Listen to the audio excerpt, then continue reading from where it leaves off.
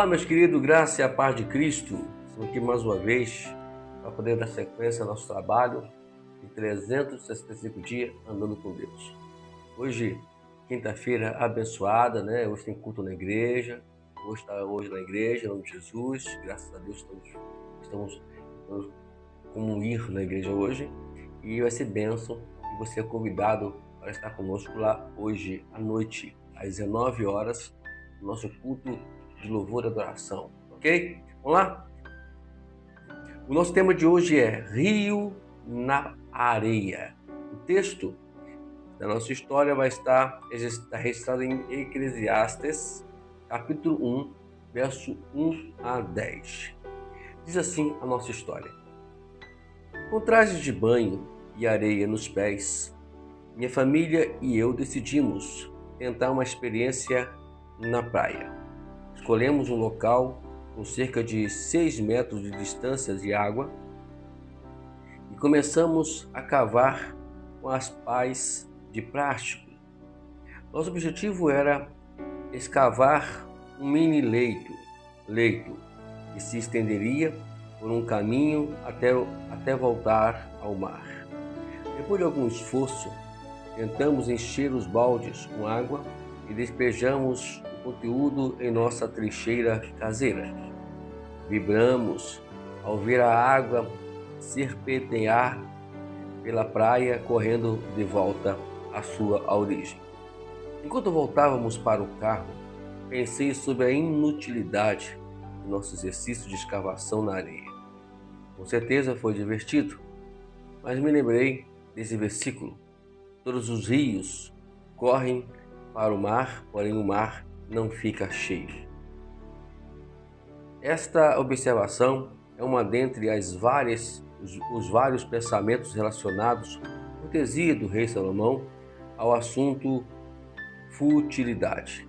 De fato, ele começou o livro de Eclesiastes anunciando: tudo é ilusão. Embora Salomão tenha concluído algo bem diferente ao final do livro, muitas pessoas hoje concordam com seus pensamentos iniciais. Alguns acreditam no tipo de existência, escolha a sua própria aventura, onde cada um cria significado dentro da sua própria vida, sem objetivo maior, padrão a nos guiar. Essas pessoas encontram o seu propósito final na vida familiar, no trabalho ou na devoção a uma causa. Ao mesmo tempo em que essas coisas produzem alguma realização, se relacionam somente à vida neste mundo, como cristãos, sabendo que esta vida não é tudo e o nosso propósito aqui está ligado à eternidade em outro lugar. Salomão concluiu que a principal ordenança é: tema a Deus e obedeça os seus mandamentos. Isto é o que dá sentido à nossa vida, isto é o que perdura para além das areias movediças da terra. A história é interessante, né? E fico encantado como a dona Jennifer escreveu esse texto.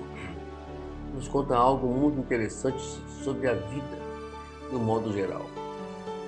Se formos analisar direitinho mesmo a vida cotidiana nossa, já vê que muitas coisas são fúteis, sem significado e acaba acabando-se a expectativa daquilo que nós criamos ontem e hoje se acaba, e amanhã criamos outra expectativa, aí depois da manhã ou no mesmo dia acaba, e assim vai a vida. Por exemplo, você trabalha o mês todo para ganhar para receber um salário, e naquela expectativa de receber o salário, aí você vai ao supermercado, gasta tudo no supermercado e tem que voltar novamente ao ciclo de trabalho novamente para poder, pro mês que vem, fazer tudo de novo. E assim vai todo mês a vida, né? E ele mostra aqui claramente isso. Eles têm uma ideia de cavar um poço, né? uma valinha para encher d'água, Na verdade não vai valer em nada, não tem significado nenhum, apenas foi um divertimento. E assim que a vida é, no modo geral. O livro de Eclesiastes é um livro interessante. Eu, particularmente, não sou mestre nesse livro. Também leio muito pouco este livro, né? E o pouco que eu leio, né, a gente tem algumas ideias, mas para podermos entendê-lo na exatidão ainda, eu confesso e admito que ainda eu não vou me atrever. Mas prometo a vocês que já estou trabalhando em cima disso, estamos buscando material para poder nos aprimorarmos mais nesse livro e entendermos ele melhor. Mas a ênfase desse livro é interessante, é que Salomão, ele mostra aqui nesse livro, né, o pregador Eclesiastes, ele mostra nesse livro exatamente essa futilidade. E ele começa exatamente aqui, como nós podemos ler, que tudo é ilusão, né? Nada aqui é concreto, nada aqui é permanente, nada aqui é eterno. E a gente fica pensando como pessoas brigam por coisas tão baixas, tão inúteis nessa terra. E aí perdemos tempo, né? Muito com isso. Na verdade, nós não fomos criados para viver na inutilidade. Não fomos criados para poder criarmos numa futilidade. Fomos criados para poder viver eternamente com o nosso Senhor Deus.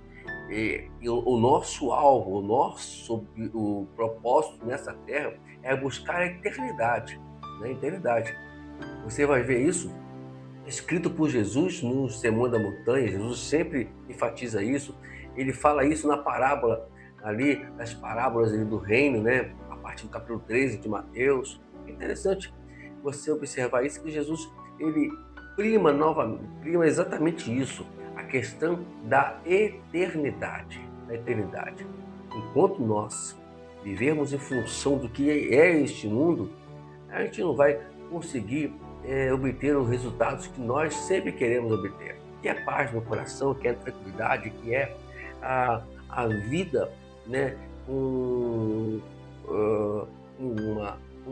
calma, uma vida com paciência, a vida com amor e etc.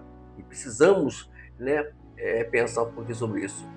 E eu creio que o livro de Eclesiastes ele foi permitido entrar no cânon sagrado justamente para poder nos dar esta ideia, para nos dar essa dimensão, como devemos fazer, como devemos ser e devemos viver. Por isso, eu aconselho até você ler esse livro com mais calma, mas não vamos tentar entendê-lo antes de nós podermos expressá-lo, né? Então, é muito importante isso. Aqui, essa história magnífica dessa senhora, que ao escrever esse texto, ela mostra claramente que nessa experiência que ela teve ali enchendo ali aquela trincheira de água na praia, na verdade não teve objetivo nenhum, não teve razão nenhum, propósito nenhum, foi apenas um investimento, foram para casa, ficou por isso mesmo. É assim também que é a vida.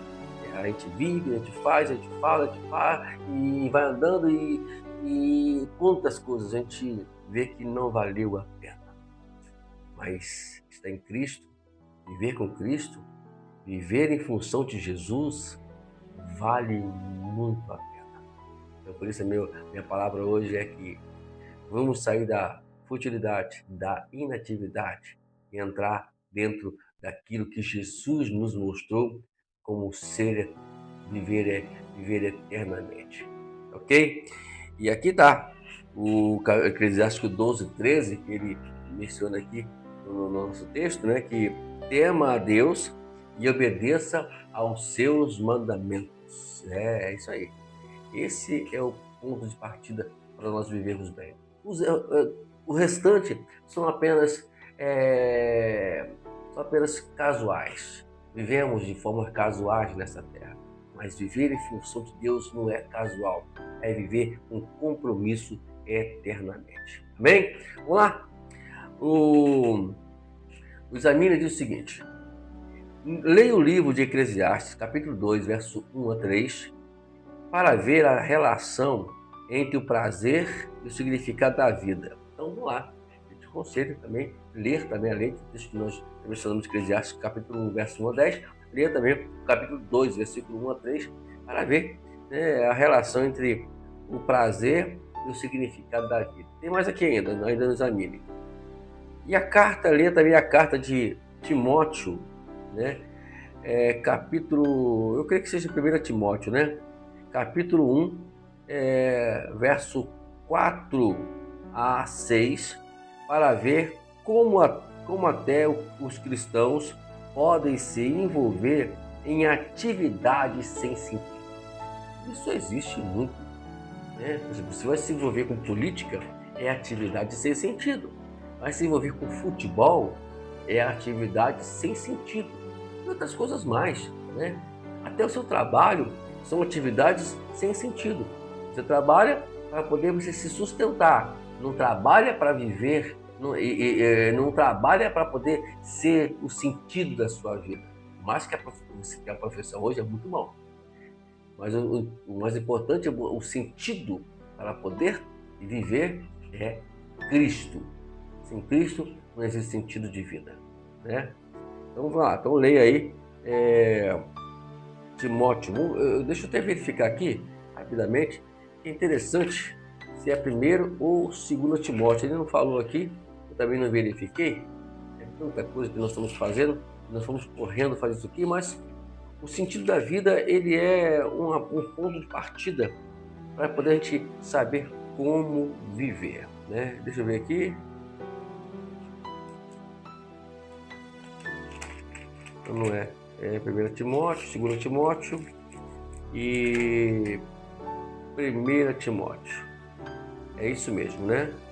É 1 Timóteo, capítulo 1, verso 4 a 6. Conferir aqui agora, ok? A conferência perfeita. Vamos lá. O considere aqui, para terminarmos a nossa conversa, onde você encontra sentido na vida. O que você acha que seja, o que você vive hoje, ela tem algum sentido? Ela te proporciona paz, tranquilidade? Ou ela está te movimentando para aquilo que amanhã você vai dizer assim, olha, tem que fazer de novo? Porque o sentido da vida é aquele sentido que você não tem que fazer de novo, você vai viver eternamente naquilo ali. Quando você tem que amanhã fazer de novo, o Old deu exemplo, você vai trabalhar e vai gastar o dinheiro. O sentido da vida não pode estar nisso.